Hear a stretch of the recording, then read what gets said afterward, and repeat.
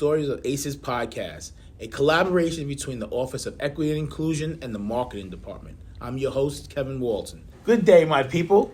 Welcome to episode 1 of the Stories of ACES podcast. I'm your host, Kevin Walton. Let's get to it. Our first guest today is Deputy Executive Director Tim Howes. Welcome, Tim. Thank you for having me. All right. Thanks for agreeing to share your story with the ACES community. So let's get right into it. So, Tim, as the Deputy Executive Director, what are some of your responsibilities? So, as the deputy, it's kind of almost in the situation of being like number 2 in a way to help support Tom, our Executive Director, in all kinds of facets throughout the agency. And it could be in any one of the realms. One of the specific areas that we work on is our services group.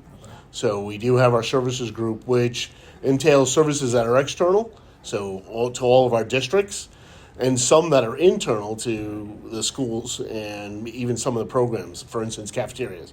We run the cafeterias and work with the cafeteria folks to make sure that everything runs nice and smooth in the cafeterias. All the paperwork is done, right. So there's a lot of that.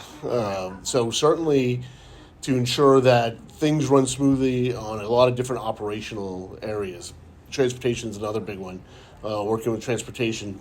So if you look at the vehicles that we have about 160 different vehicles for our own fleet, plus we have a choice fleet of about another 30, and then probably another 30 with our magnet school choice. So it's, it gets pretty big, daunting. Sure. Okay. So is that one of your bigger kind of the transportation and operations, would you say kind of take up a lot of your time? Yeah, there's no doubt.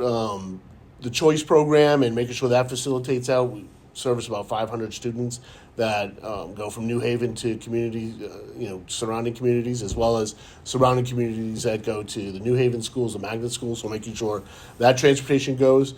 I remember when I first took over transportation for a district years ago, the guy who was retiring said to me, he said, "Look, you're going to love this job, except for transportation." I thought, come on, it's a yellow bus. It's going to be great. Yeah, transportation a lot of facets, man. Like, holy cow.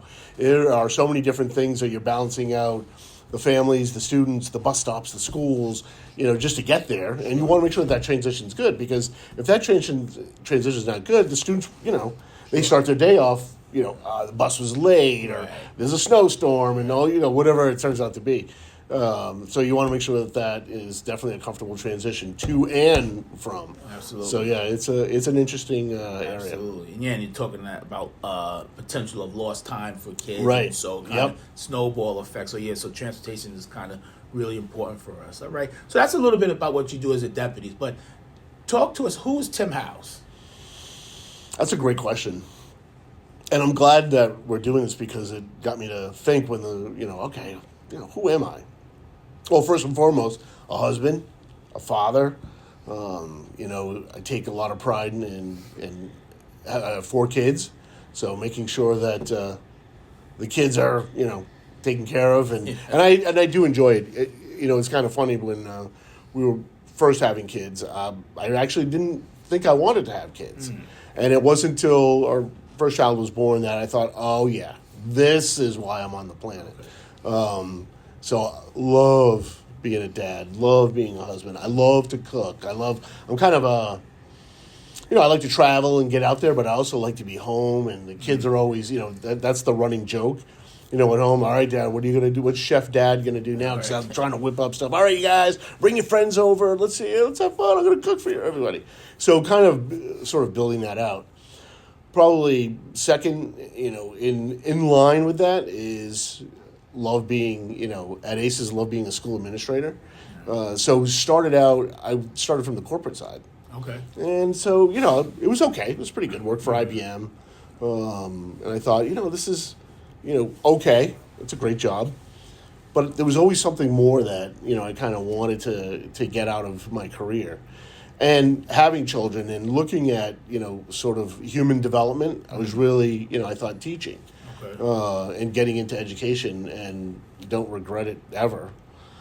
And then I know you won't like this next one as far as, who I am, but, big Boston sports fan. Oh, I was going to say, I thought you were going to say you're a Yankee fan. No. Giants. We have that conversation all the time. No. big Boston fan. So as a kid growing up in Maine, everything was in southern Maine, so we had access to go to the Boston sports and part of that whole, Boston sports nation kind of thing. So it was really big. So it makes sense. Yeah. We'll forgive you. All right. So, so what's unique about you? Over and over, folks throughout the years have always said that, one of the things that we like working about is you're very collaborative and you are really good at the leadership aspect of motivating people and, working with folks and getting through a lot of problems. The problems are not, necessarily the issue. It's like, okay, what's the solution? Let's get to that. And, let's not worry about that. As a matter of fact, Dee always says that, it's so great to work with you and see you work with the folks. You definitely bring an uplifting kind of, attitude and emotion, to the work, which, is kind of unique because I try not to get mired down in, all right, what's the problem? Why do we do this? And it's more or less like, yeah, that's okay. Let's go with it. Let's run. Let's figure out how we can get out of this. So kind of having that, attitude of life and embracing it and, no matter what, work and at home, same way. Right, yeah, Trying to be, and I guess it's like calm, cool, collected. Okay. My wife says it too quite a bit. She's like, no matter what the situation could be, the cellar's flooding out and we got a burst pipe and I'm down there in my bucket and I'm not complaining and let's get it done. Right, let's fix it. So I got you. And you were an athlete, right? Yes. Yeah. Back in the day. Yeah. That's actually one of the things, that kind of changed my direction. So back in high school, played all three sports, and when you look at, okay, how am I going to fulfill my life, and is this, this is a big part. In my senior year, I was hit by a car, and so it did a lot of damage, nerve damage, scars and all kinds of things. So that changed the trajectory, meaning, hey, I thought I was going to go and, maybe I'll, pursue sports or some, kind of other endeavor, regarding that. And then you look at it and you say, oh, wow, okay, I guess I have to choose something else and I have to kind of make that life change, which I think helped me in college because I got a little bit more serious about life. I got a little bit more serious about where do I want to go kind of thing. So it was definitely a big changer. Sure. Okay, well, thanks for sharing that. So what are some of the experiences that help you see the world in the lens in which you see the world? I love to explore. And, growing up in a relatively small town in Maine, that you wanted to see more, you wanted to experience more, you wanted to have more diversity in your life, you wanted to have more experiences in your life, and you really wanted to have more of a global view, more of, a wide perspective of like, wow, this is an awesome big world, and let's take a look at everything and enjoy it. And for me, growing up in that environment, where it was pretty much, as a French Canadian, we were all French, that kind of thing. You want to experience more. One of the things that I did after college was I went to New York and went to work at IBM, and then I got exposed to so many things. And folks would say, why do you want to go to New York? Why do you want to go to a big city? And it was, not because, I want a big city and I wanted to see, and feel and touch and like just experience all of it and be a part of it. Well, yeah, I mean, and there's nothing like the energy in a big city, especially like a city right, like New York. As soon as you step off the train or whatever mode of transportation, so yeah, it's all electric. Right, exactly. So I think our final question would be, and probably the highlight or the most important thing, so what connects you to the work here at ACES? This is what it was like to go into education. So, great story. Well, it is a storyteller. Yeah, it's always storytellers. So one of the things that really drove me into education, and my freshman year in college, and I'm taking Psychology 101, and we had to volunteer. So we had to sign up for this volunteer program. And he had a long list of different things that you could do. And I was like, oh, come on, what? I figured, here I am, it's my freshman year, my fall semester, I want to get to know people, I volunteer. So I really didn't sign up for anything, and the professor was like, I'm placing you. And I'm like, okay. So he placed me at a school, an elementary school across town, that I was teaching kids to read. So I was, it was almost like kind of like a pull-out program where I'd have students assigned to me, and we would read together, and, we'd work with them on reading. And the first day I thought, this is going to be great. And Mrs. Robinson was the teacher. Sit down, and I saw the kids, and I thought, all right, I'll spend that time with them. By the end of that first day, I was hooked. I was hooked. It was like, whoa, this is awesome.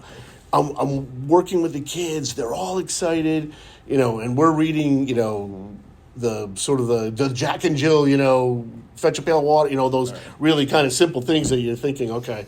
But by the time I was done, I was like, wow, that was a great story, man. And they came back down together with the water, and they were loving it. I thought, whoa, this is pretty cool. That winter break, I went home and I told my father, I said, I'm going to change my major from accounting to teaching. And he was like, what? No, you're going to go learn it, that kind of thing. And I stuck the course with, the finance part. Right. And then, but I actually ended up volunteering all through college because I liked it so much. Right. They had me do reading, had me do math, and they really liked it. I had so much fun. So there was that deep connection. Then, you go off to work. I'm in the city, and I'm working for IBM, and I'm doing international tax, and I'm having a good time.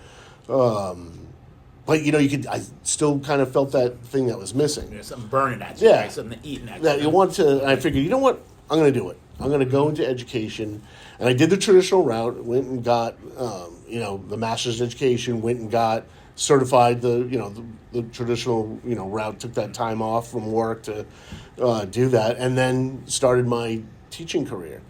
So when you're an educator, and what ties you back to ACES and why, so you go out and you're really, you're young, you're energetic, you have that hopeful thing, I'm going to change the world, kind of thing.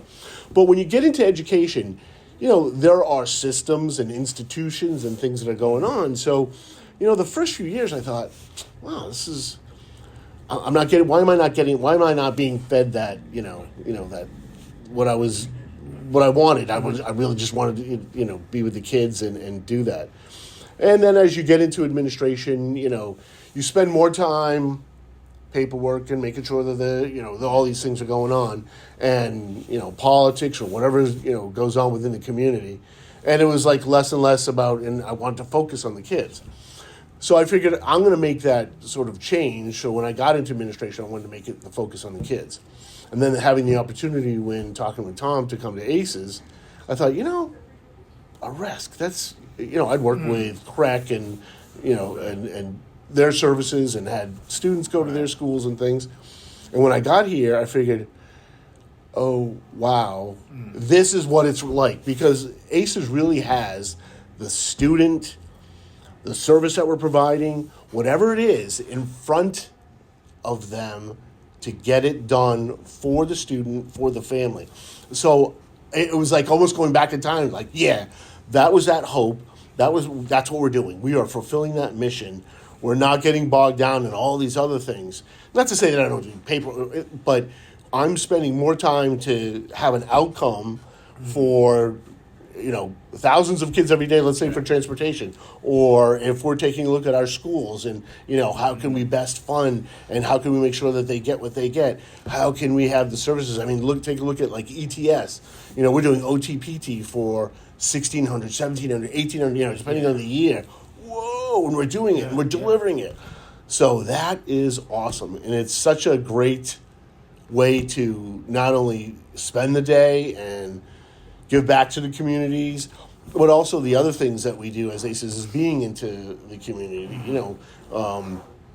being a part of sort of the greater good, whether it's the Chamber of Commerce or any of the other organizations that we work with, or, it's just like, whoa, this is really awesome. No, absolutely not. And I think you hit on a couple of key points.